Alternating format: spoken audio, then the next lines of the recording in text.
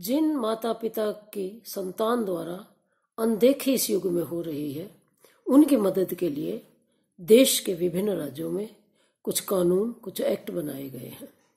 असम में इस एक्ट का जो नाम है प्रणाम है। तो उसी भावना से ये नज़म मैंने लिखी है कि जाने क्यों रिश्तों में दूरी की बीमारी हो गई, जाने क्यों रिश्तों में दूरी की बीमारी हो गई, कानून की हिदायतें इसमें जारी हो गई, कानून की हिदायतें इसमें जारी हो गई।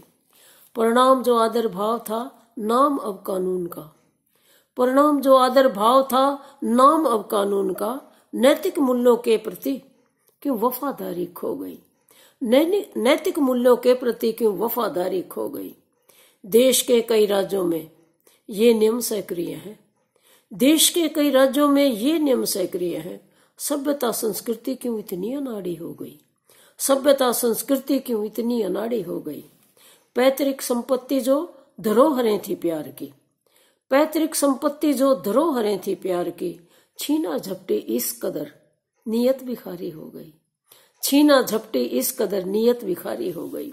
राष्ट्र की धरोहर माना, राष्ट्र की धरोहर माना है बुजुर्गों को, राष्ट्र की धरोहर माना है बुजुर्गों को, फिर दिखे नाकारा क्यों, फिर दिखे नाकारा क्यों, कैसी दुश्वारी हो गई।